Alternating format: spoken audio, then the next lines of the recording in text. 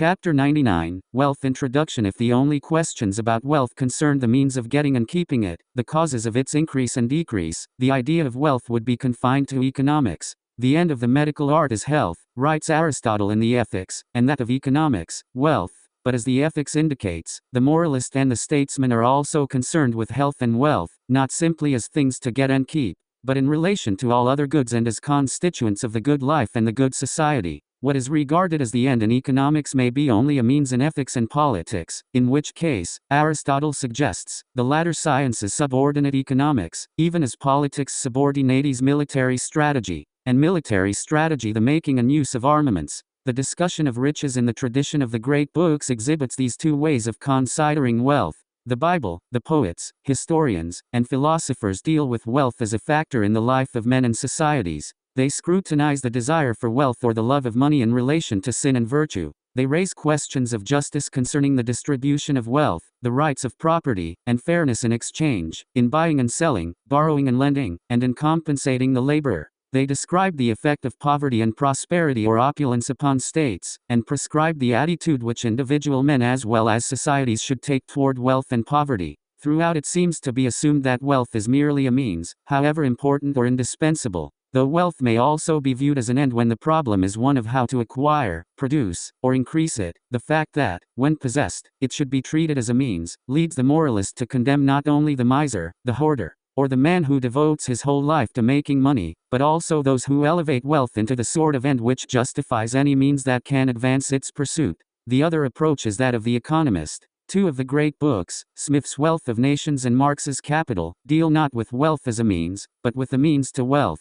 A third, though by title a discourse on political economy, is concerned with the principles of government, and with wealth only insofar as, in Rousseau's conception, government includes the administration of property as well as the protection of persons. Provision for the public wants, he writes, is the third essential duty of government. Rousseau explains the title of his treatise by reference to the etymology of the word économie, which meant originally only the wise and legitimate government of the household for the common good of the whole family. It is in this sense that Aristotle employs the word and that a work sometimes attributed to him bears it as the title. The meaning of the term, Rousseau goes on, was then extended to the government of that great family, the state. To distinguish these two senses of the word, the latter is called general or political economy, the former domestic or particular economy. Adam Smith uses the term more narrowly. Not only does he limit his inquiry to the nature and causes of wealth, but by specifying the wealth of nations, he restricts himself to political economy which, he says, has two distinct objects. First,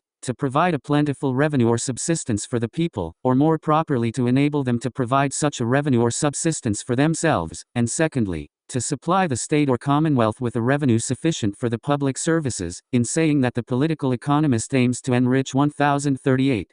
Chapter 99, Wealth 1039. Both the people and the sovereign, and that the great object of the political economy of every country is to increase the riches and power of that country. Smith takes wealth as an end, though it may also be a means, so far as power depends upon riches, and tries to formulate the natural laws of wealth-making. Nowhere does he define the quantity of wealth which should satisfy a nation. The natural resources of a country, the size and industry of its population, and various unfavorable contingencies, may set certain bounds to the maximization of wealth. Within these bounds, the country which adopts and follows a sound system of political economy, one which accords with the right conception of wealth and its causes, can, and deserves to, become as wealthy as possible. Yet Smith, in treating wealth as an end and its increase without limit as a good, does not make economics absolutely autonomous. He regards political economy as a part of politics, a branch of the science of a statesman or legislator, and to that extent implies that other considerations than wealth may control the policies of a nation in its regulation of agriculture, industry, domestic commerce, and foreign trade.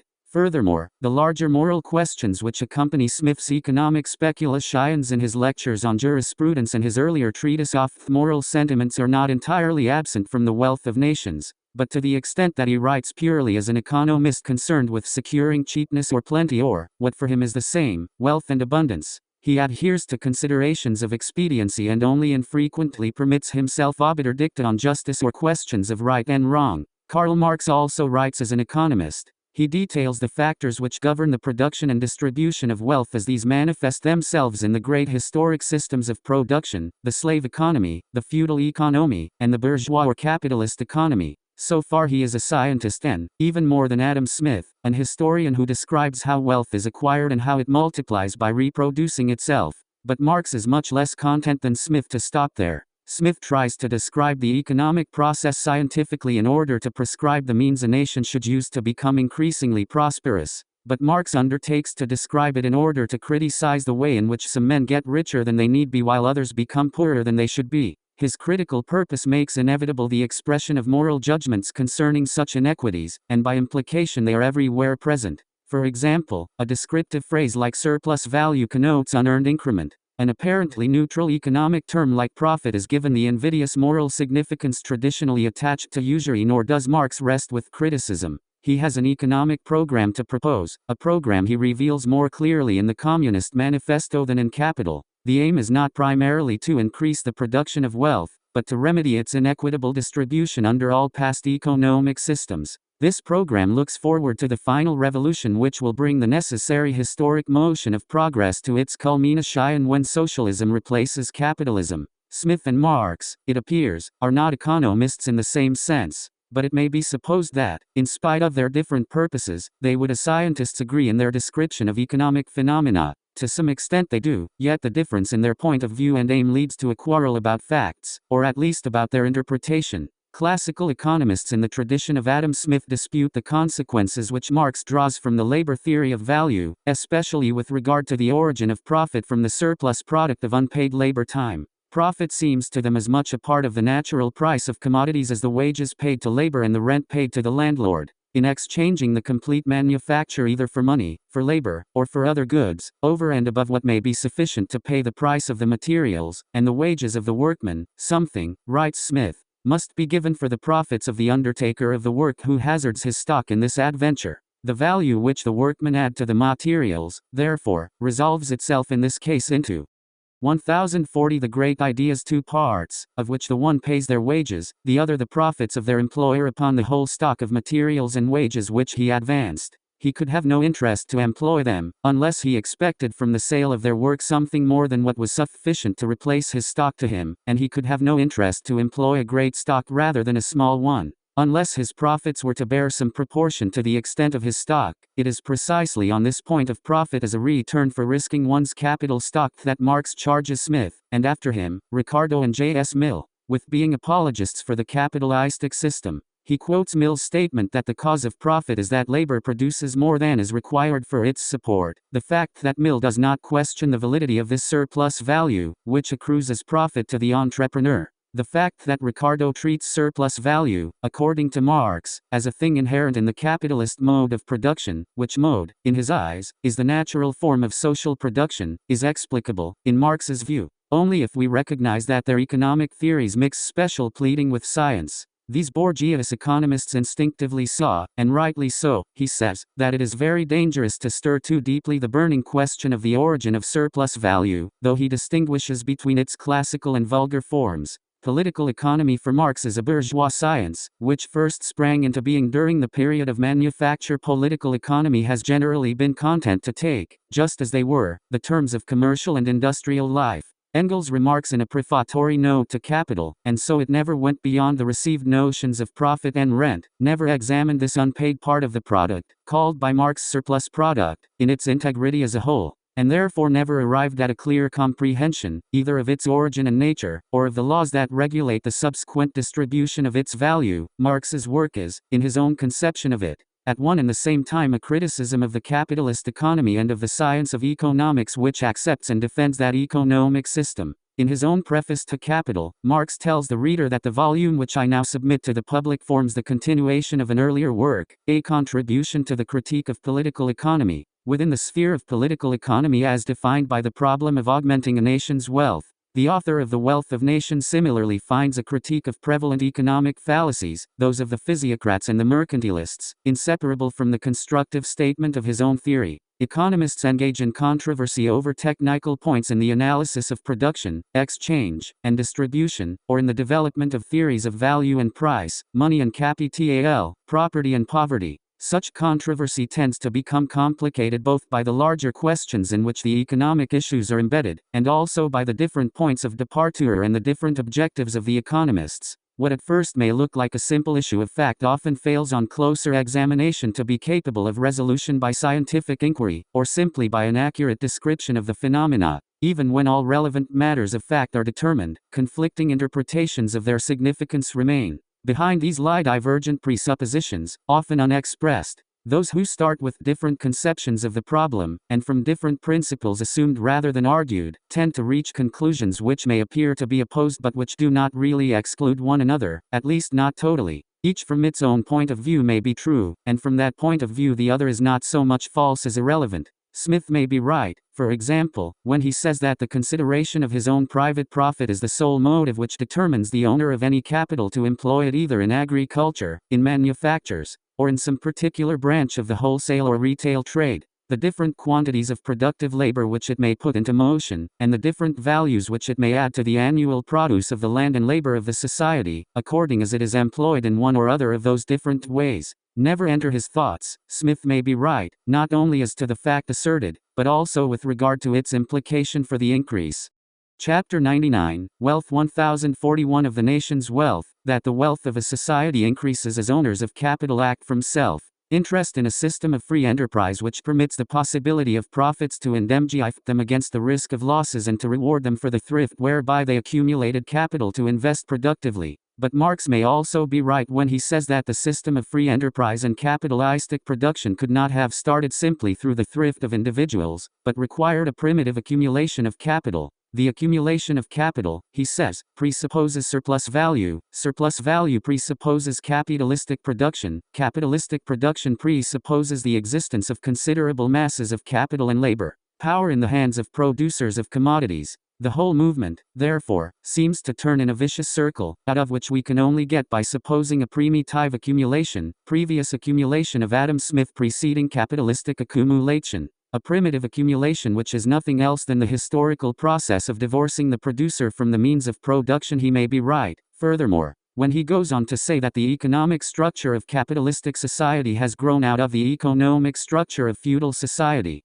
The historical movement which changes the producers into wage workers appears, on the one hand, as their emancipation from serfdom and from the fetters of the guilds, but, on the other hand, these new freedmen became sellers of themselves only after they had been robbed of all their own means of production, and of all the guarantees of existence afforded by the old feudal arrangements. It may be true that a capitalist who privately owns means of production would not invest them without the possibility of gaining a profit. It may be true, as Smith would insist, that he would not be justified in doing so. This, however, does not invalidate, as it is not invalidated by, Marx's theory of the original expropriation which, in his opinion, initiated capitalistic enterprise, nor does it conflict with Marx's insistence that the capitalist must exploit labor in order to make profits, since he can derive them only from the surplus value created by wage. Laborers who produce more than is returned to them for their own needs or subsistence. The foregoing point and counterpoint in economic theory must serve as one example of the way in which Smith and Marx pass each other, rather than meet, on many of the basic economic issues. It would be impossible, within the compass of this introduction, to chart the intricate relationship of their thought,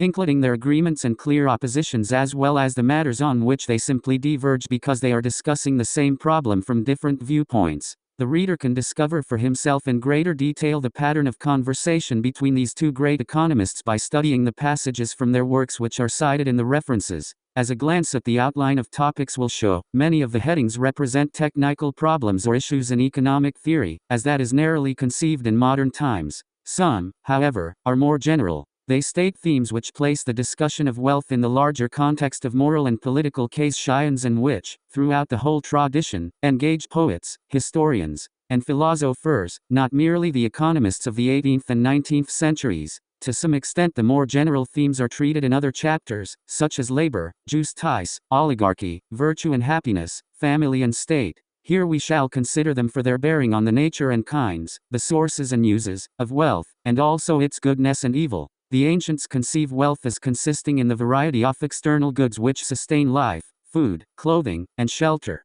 But wealth may include more than the bare necessities. When Socrates in the Republic outlines a simple economy which aims to satisfy only basic needs, Glaucon tells him that he is providing for a city of pigs. More is required, he says, for the ordinary conveniences of life. People who are to be comfortable are accustomed to lie on sofas, and dine off tables, and they should have sauces and sweets in the modern style. Socrates replies by projecting a luxurious state, a state at fever heat, which goes beyond the 1042 the great ideas necessaries, such as houses and clothes and shoes. The arts of the painter and the embroiderer, he says, will have to be set in motion, and gold and ivory and all sorts of materials procured. And the city will have to fill and swell with a multitude of callings which are not required by any natural want. This distinction between necessities and luxuries, which has many implications for ethics and economics as well as for politics, does not draw the line between natural and artificial wealth, nor is natural wealth identified exclusively with natural resources in their pure state, unconverted by labor for use or consumption.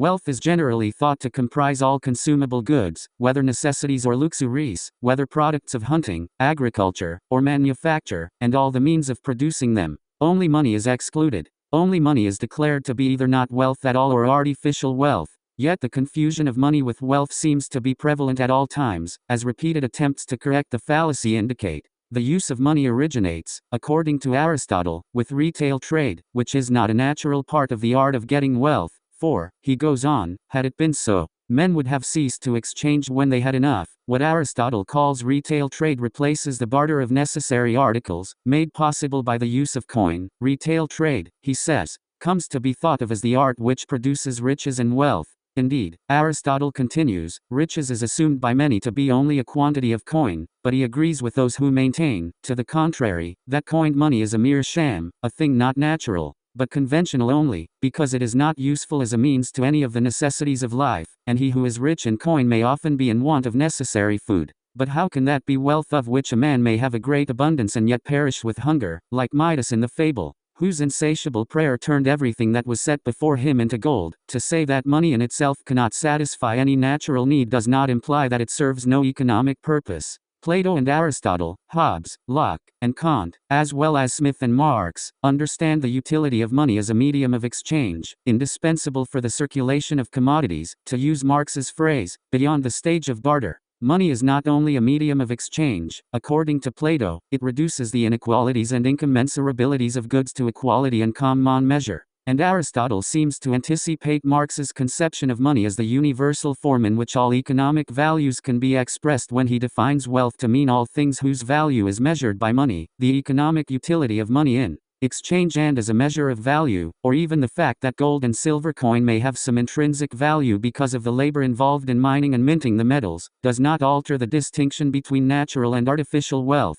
Natural wealth, Aquinas explains, is that which serves man as a remedy for his natural wants, such as food, drink, clothing, cars, dwellings, and such like, while artificial wealth, such as money, is that which is not a direct help to nature, but is invented by man for the convenience of exchange and as a measure of all things saleable. The same point is restated by Locke in the 17th century. But it is still necessary for Smith a century later to argue against the mercantilist theory of national prosperity, on the ground that it confuses wealth with money. It would be too ridiculous to go about seriously to prove, Smith writes, that wealth does not consist in money, or in gold or silver, but what money purchases, and is valuable only for purchasing. Goods can serve many other purposes besides purchasing money, but money can serve no other purpose besides purchasing goods. Money, therefore, necessarily runs after goods, but goods do not always or necessarily run after money. The man who buys, does not always mean to sell again, but frequently to use or consume, whereas he who sells, always means to buy again. Nevertheless, that wealth consists in money, or in gold and silver, is a popular notion which naturally arises from the double function of money, as the instrument of commerce, and as the measure of value. The notion is so familiar that, Smith observes, even they, who are convinced of its absurdity, are very apt to forget their own principles, and in the course of their Chapter 99, Wealth 1043 Reasonings to take it for granted as a certain and undeniable truth. Some of the best English writers on commerce set out with observing that the wealth of a country consists, not in its gold and silver only, but in its lands, houses, and consumable goods of all different kinds. In the course of their reasonings, however, the land, houses, and consumable goods seem to slip out of their memory, and the strain of their argument frequently supposes that all wealth consists in gold and silver. And to multiply these metals is the great object of national industry and commerce. The two principles of the mercantilist policy are, according to Smith, that wealth consisted in gold and silver, and that those metals could be brought into a country which had no mines only by the balance of trade, or by exporting to a greater value than it imported. A favorable balance of trade thus necessarily became the sole object of the mercantilists. And, Smith adds, its two great engines for enriching the country, therefore, were restraints upon importation, and encouragements to exportation, since in his opinion the wealth of a nation consists in the whole annual produce of its land and labor. Smith opposes all such restraints, and with them the protection of monopolies. He advocates free trade and the free competition of producers, within a country as well as between domestic and foreign producers, on the ground that consumption is the sole end and purpose of all production, and the interest of the producer ought to be attended to, only so far as it may be necessary for promoting that of the consumer. But in the mercantile system, Smith claims, the interest of the consumer is almost constantly sacrificed to that of the producer. A laissez-faire economy, he thinks, not only reverses this situation, but also, by preferring more consumable commodities to more gold and silver, tends to increase the real, not the artificial wealth of a nation. Marx also criticizes the mercantilist error, but in terms of his theory that since the production of surplus value is the chief end and aim of capitalist production, the greatness of a man's or a nation's wealth should be measured, not by the absolute quantity produced, but by the relative magnitude of the surplus value. Surplus value cannot be produced by exchange. Against the mercantilists who derived the excess of the price over the cost of production of the product, from the act of exchange, from the product being sold above its value, Marx quotes Mill's statement that profit arises, not from the incident of exchange, but from the productive power of labor, and the general profit of the country is always what the productive power of labor makes it, whether any exchange takes place or not. But this is not the whole picture. According to Marx, although it is impossible for capital or surplus value to be produced by circulation, or the exchange of commodities, he also thinks it is impossible that outside the sphere of circulation, a producer of commodities can, without coming into contact with other commodity owners, expand value, and consequently convert money or commodities into capital. The two sides of the picture are brought together, in Marx's view, by the treatment of labor itself as a commodity, and the buying and selling of labor power in the open market. The distinction between real wealth and money and the distinction between necessities and luxuries have more than economic significance. They are basic to the moralist's strictures concerning the desire for wealth, its place in the order of goods, and the way it can be put to good use. It is not only St. Paul who says that the love of money is the root of all evil. It is not only Christian theologians like Augustine and Aquinas who explain how lust of the eyes or covetousness is a capital sin and as such the principle of many other transgressions. As Marx points out, the Greeks also denounced money as subversive of the economical and moral order of things. In the passage in Sophocles' Antigone which he quotes, Creon declares, "Nothing so evil as money ever grew to be current among men. This lays cities low, this drives men from their homes, this trains and warps honest souls till they set themselves to works of shame, this still teaches folk to practice villainies, and to know every godless deed." Plato condemns the oligarchical state by 1044 the great ideas comparing it to the miser and money-maker among men. Such a state, he says, aims to become as rich as possible, a desire which is insatiable in the laws. The Athenian stranger explains why the reasonable statesman should not aim to make the state for the true interests of which he is advising, as great and as rich as possible if he also desires to have the city the best and happiest possible. For though each may be possible alone, they are not possible together. It is impossible, he holds, to be good in a high degree and rich in a high degree at the same time. What Plato says of the oligarch, Marx says of the capitalist. He shares with the miser the passion for wealth as wealth, but, Marx adds, that which in the miser is a mere idiosyncrasy is, in the capitalist, the effect of the social mechanism, of which he is but one of the wheels, involved as he is by the system in the restless never-ending process of profit-making. The individual capitalist, like the miser, exhibits this boundless greed after riches, this passionate chase after exchange value, the root of the evil in the love of money, of gold, yellow, glittering, precious gold, which Shakespeare calls the common whore of mankind, is the boundlessness of the lust. The hoarding of anything springs from an insatiable desire, but because money can be converted into every sort of commodity, it is, according to Marx, the ideal object of hoarding. The antagonism between the quantitative limits of money and its qualitative boundlessness, he writes, continually acts as a spur to the hoarder in his Sisyphus-like labor of accumulating. In the light of such observations, Marx cites with approval Aristotle's distinction between economic and crematistic, or what Aristotle differentiates as the two arts of wealth-getting. Considering economics as the management of a household, Aristotle says that the art of acquisition, which is a natural part of it, must either find ready to hand, or itself provide, such things necessary to life, and useful for the community of the family or state, as can be stored. They are the elements of true riches, for the amount of property which is needed for a good life is not unlimited, but there is another variety of the art of acquisition which is commonly and rightly called an art of wealth getting, and has in fact suggested that riches and property have no limit. The two arts tend to become confused in men's minds.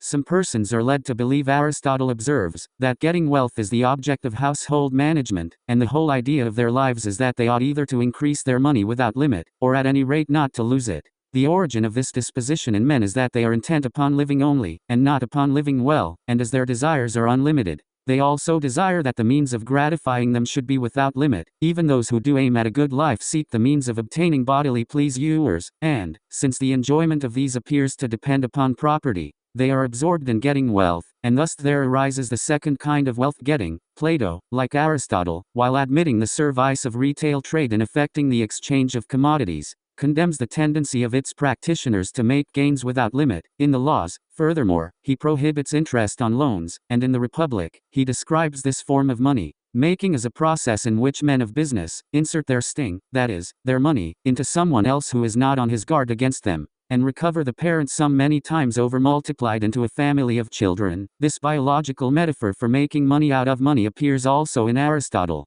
The term interest, he says, means the birth of money from money. Of all forms of money making, this breeding of money is, in his opinion, the most unnatural. Usury, which makes a gain out of money itself, Aristotle writes, violates the natural object of money, intended to be used in exchange, but not to increase at interest. Interest and usury are not distinguished in the Old Testament.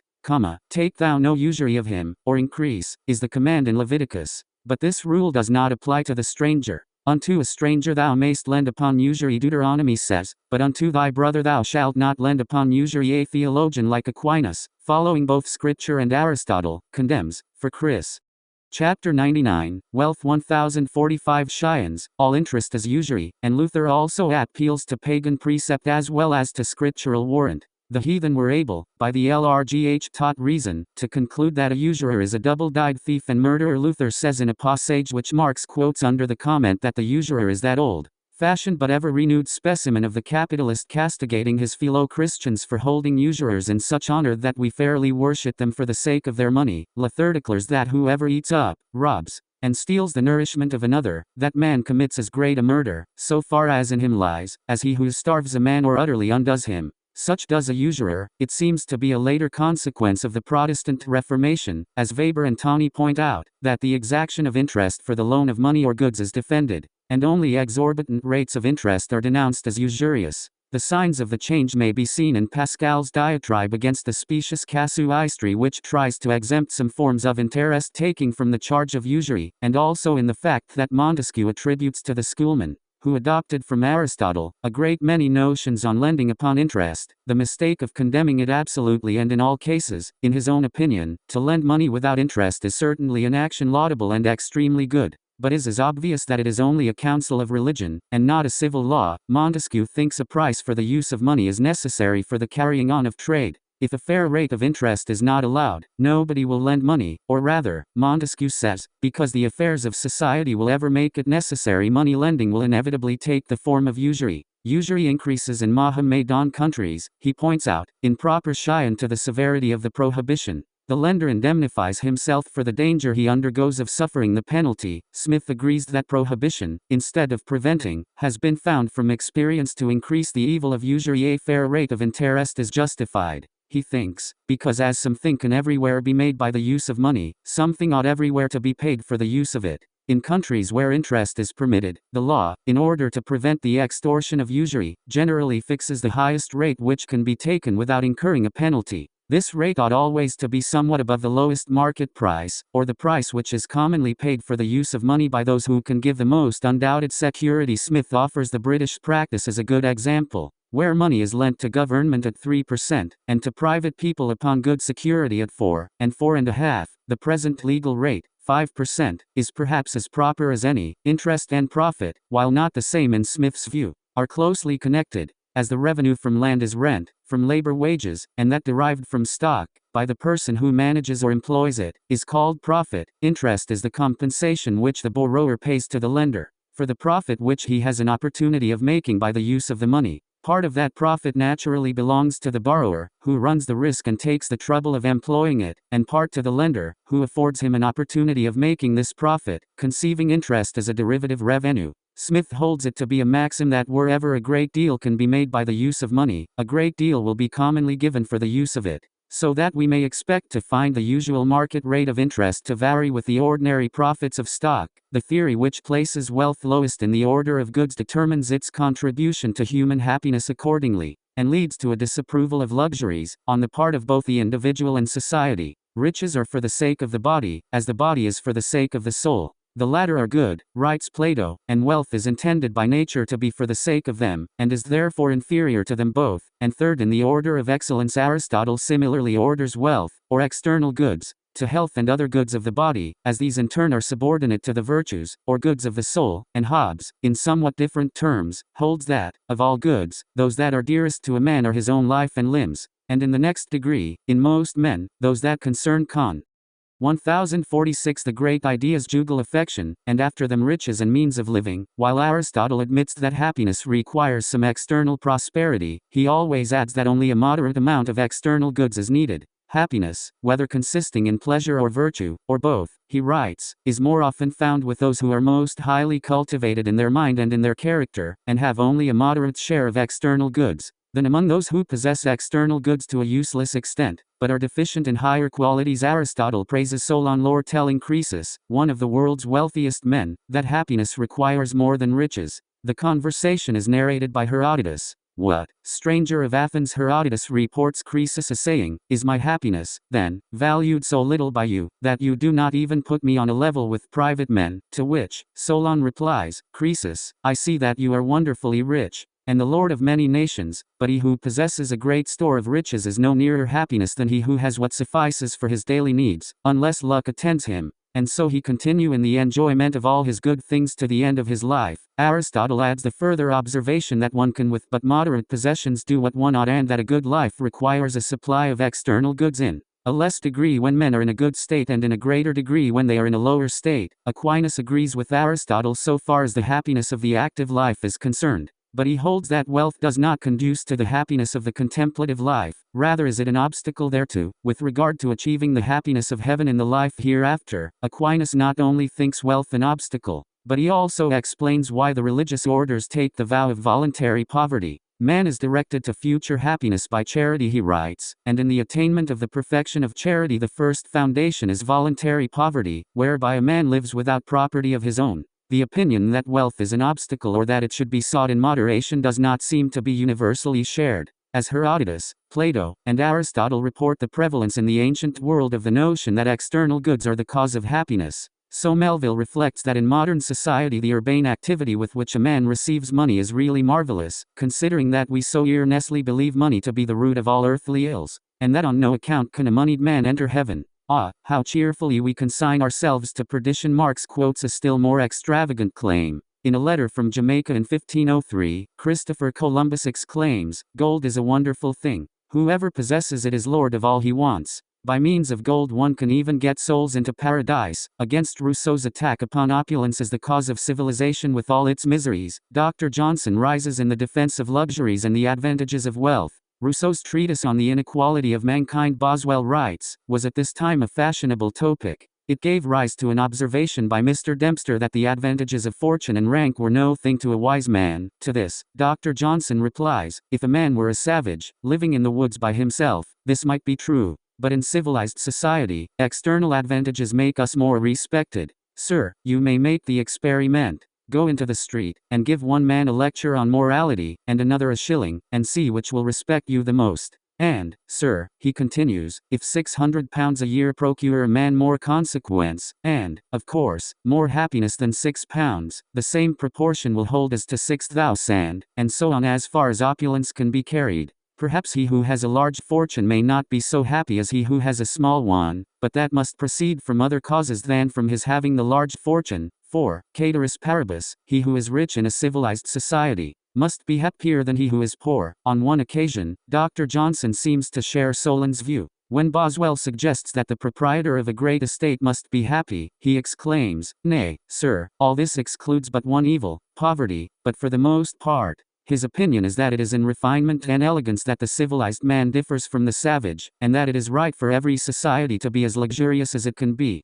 Chapter 99, Wealth 1047. Many things which are false are transmitted from book to book, he says to General Oglethorpe, and gain credit in the world. One of these is the cry against the evil of luxury. Slow. The truth is that luxury produces much good. You will hear it said, very gravely, why was not the half-guinea, thus spent in luxury, given to the poor? To how many might it have afforded a good meal? Alas, has it not gone to the industrious poor, whom it is better to support than the idle poor? You are much surer that you are doing good when you pay money to those who work as the recompense of their labor, than when you give money in charity. And as to the rout that is made about people who are ruined by extravagance, it is no matter to the nation that some individuals suffer. When so much general productive exertion is the consequence of luxury, the nation does not care though there are debtors in jail. Dr. Johnson's pronouncements may silence Mr. Dempster and General Oglethorpe, but not Smith or Marx. To Smith, spendthrift extravagance squanders wealth which might have been capitalized for productive purposes. To Marx, the multiplication of luxury products diverts labor power that is socially necessary for producing the means of subsistence into what Veblen later calls forms of conspicuous waste. Not only, in Marx's view, can the capitalistic system be charged with indifference as to whether its profits are made out of the production of luxuries or necessities, but the workers on starvation wages engaged in the luxury trades constitute a signal indictment of the inequitable distribution of wealth, as the needs of the individual are thought to set a natural limit to his acquisition of wealth, or at least to provide him with a rational standard for stopping short of wanton luxuries when he seeks the decencies or amenities of life. So the needs of society as a whole are thought to establish a criterion of justice in the distribution of wealth. God gave the world to men in common, says Locke, and the measure of property naturae has well set by the extent of man's labor and the convenience of life. No man's labor could subdue or appropriate all, nor could his enjoyment consume more than a small part, so that it was impossible for any man, this way, to entrench upon the right of another, who would still have room for as good and as large a possession, after the other had taken out as before it was appropriated, which measure did confine every man's possession to a very moderate proportion, and such as he might appropriate to himself without injury to anybody. In the first age of the world, this rule of property, that every man should have as much as he could make use of without prejudice or injury to others, worked well in the beginning when, as Locke puts it, all the world was America. It would still hold in the world without straightening anybody. Locke thinks, since there is land enough in the world to suffice double the inhabitants, had not the invention of money, introduced, by consent, larger possessions and a right to them, for gold and silver being relatively imperishable, men can hoard excesses of them without appearing to waste them, as they would if they amassed perishable commodities which they could not consume or use. It is not money but property itself which Rousseau claims to be the origin of inequality among men and of the inequitable distribution of wealth.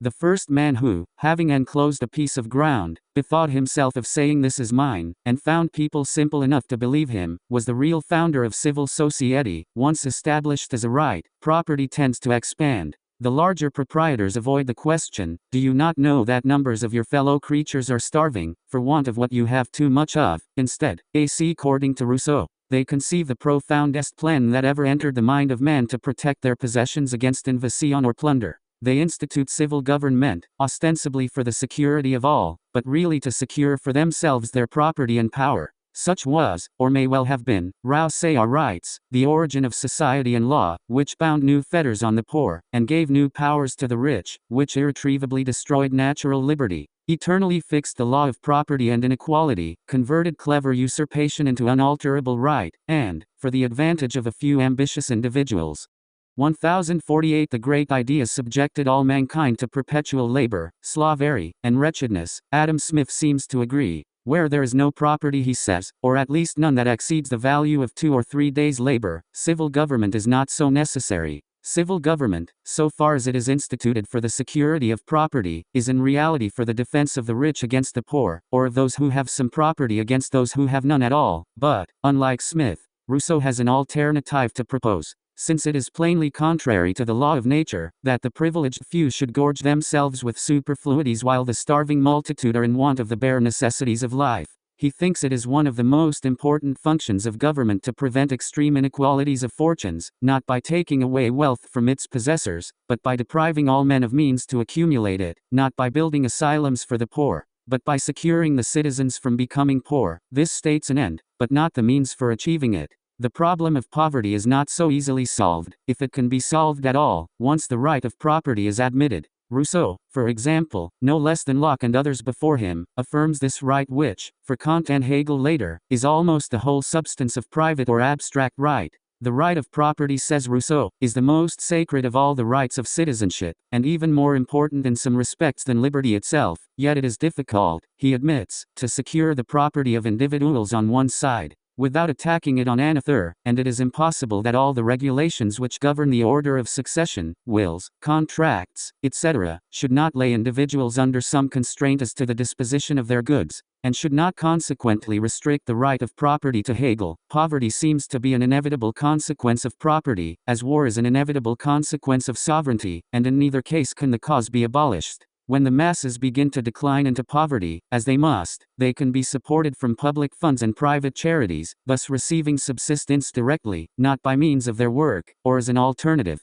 They might be given subsistence indirectly through being given work, but, Hegel adds, in this event the volume of production would be increased. But the evil consists precisely in an excess of production and in the lack of a proportionate number of consumers who are themselves also producers, and thus it is simply intensified by both of the methods by which it is sought to alleviate it. Hence, Hegel concludes, it becomes apparent that despite an excess of wealth, civil society is not rich enough to check excessive poverty and the creation of a penurious rabble. This inner dialectic of civil society thus drives it, or at any rate a specific civil society, to push beyond its own limits and seek markets, and its necessary means of subsistence, in other lands which are either deficient in the goods it has overproduced, or else generally backward in industry. Imperialism, according to Marx, will not long work as a cure for what Tawney later calls the sickness of an acquisitive society, the inner frustration which Marx sees manifested in recurring economic crises and depressions of greater and greater magnitude. Nor does he propose the abolition of all private property as the remedy for poverty, when he calls for the expropriation of the expropriators. On the contrary, only the possession by each individual of an adequate supply of consumers' goods can abolish poverty. Differentiating between individual and capitalist property, according as its owners are or are not laborers, and according as it consists in consumable goods or the means of production, Marx would transfer the latter